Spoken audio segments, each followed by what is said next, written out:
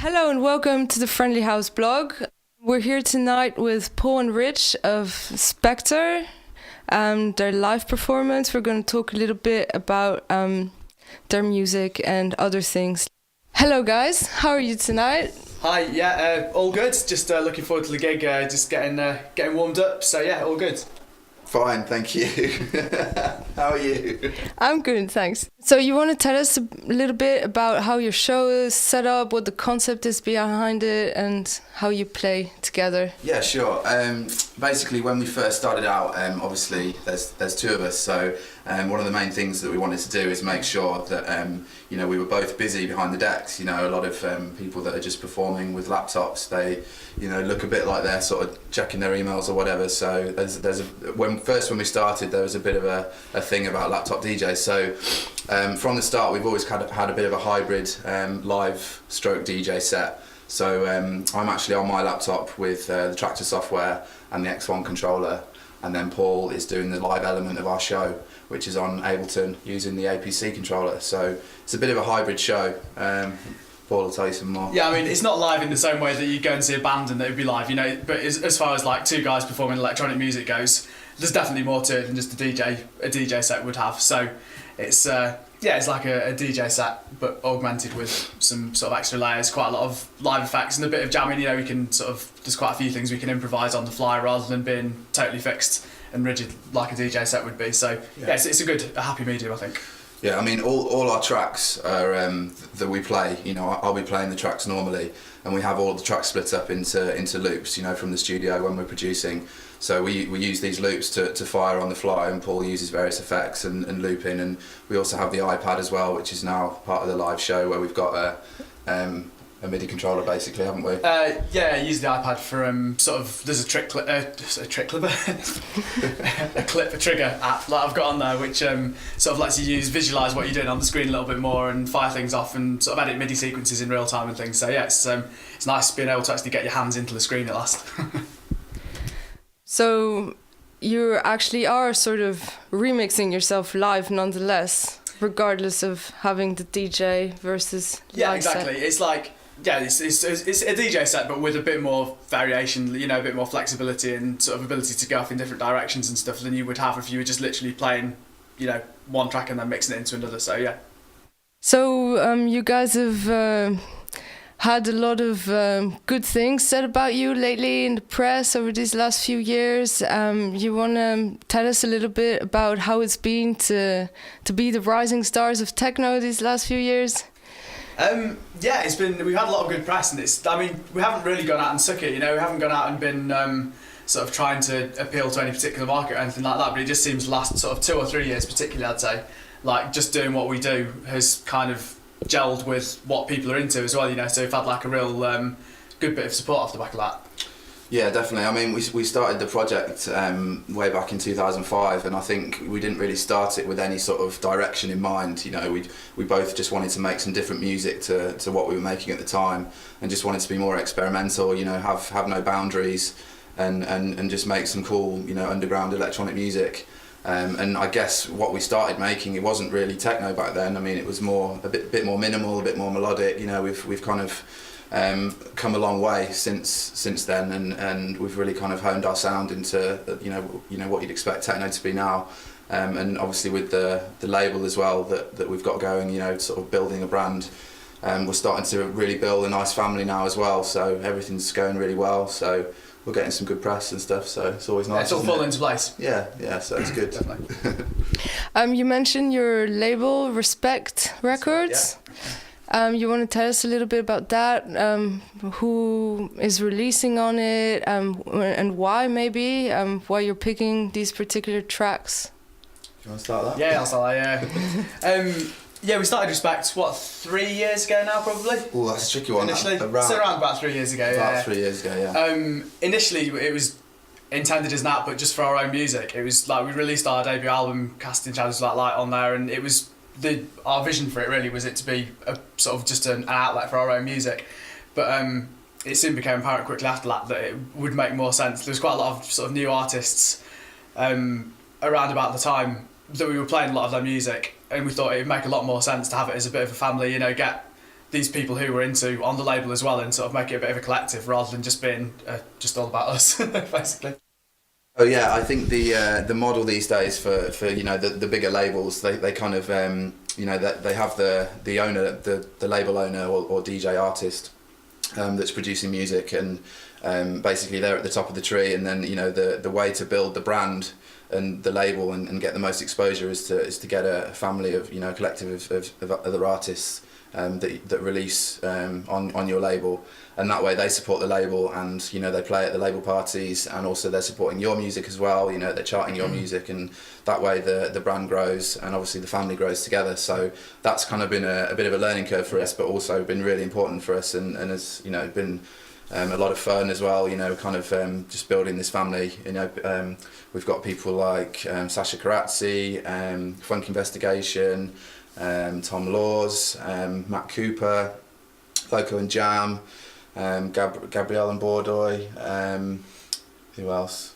There's plenty of people anyway, lots of artists that you know we work with and have released on our label, you know, so you know the family's growing nicely now, so the brand gets bigger. Yeah, I think we've got a nice mixture as well of sort of semi-established artists, you know, people who've been around for either the same amount of time as us or a little bit longer than us, you know, people like Sasha Karatzi, Funk Investigation, Alex Di Stefano, who've been all around, you know, they're all fairly established artists, but then people like Tom Laws, Matt Cooper, and you know, some new sort of the next generation of artists coming up as well, so obviously it's getting them exposure and putting them alongside more established names, which I think is good for sort of bringing fresh blood into the scene as well. Yeah. So you mentioned bringing in new artists into the label. You've also got a podcast now. You want to tell us about that and how you're using that to bring in new people? Yeah, totally. We've been running the podcast for probably about the last year, but we've in the last 6 months probably gone from doing it monthly to weekly, which is obviously a big step up in the amount of content we need to produce. You know, the amount of even though it's mainly a mix show, it's primarily a mix show rather than, you know, a full radio show. Yeah, it's a lot more stuff, but it's given us more opportunity to, because we alternate, we'll do a guest mix one week and then we'll have a guest for another DJ in between. So obviously because we're doing 4 shows a month rather than 1 show a month, it's given us a lot more chance to bring, you know, new artists in, and we've got, well, 4 times as many slots to put people in basically. Yep. Yeah, no, the podcast is obviously a great tool, you know, for exposure and you know, just getting your music out there. I mean, podcasts are, you know, it's kind of you know, like one of these things that, you know, all labels do and all artists do now. So it was just another string to the bow really that we needed to do, and it's going really well. You know, we have guests every week, so it's obviously quite tricky when you're on the road to get everything done in time. You know, when you're doing it on a weekly basis, but you know, it's a good tool, and obviously gets all the new DJs involved as well. So yeah. Thank you.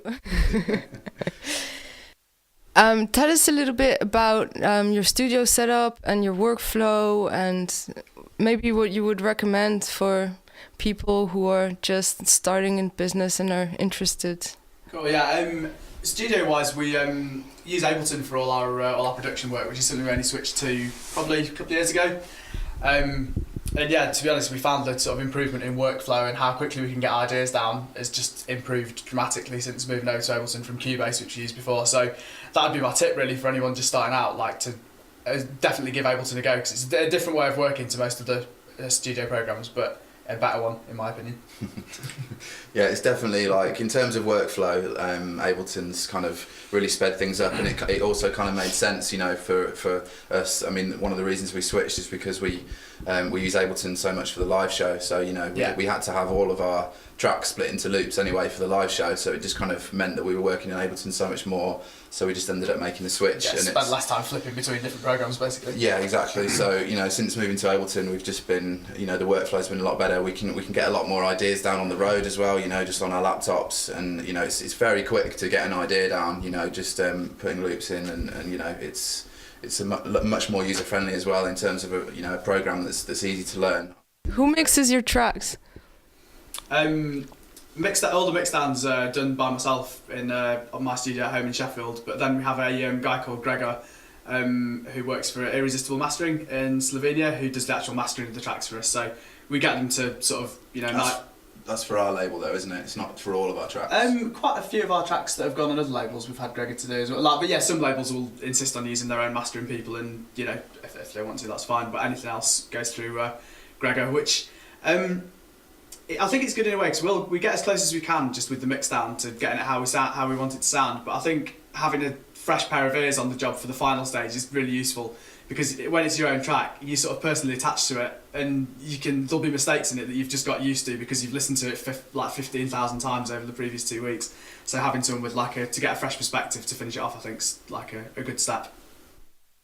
Any upcoming releases that you'd like to share with the fans? What can we look forward to?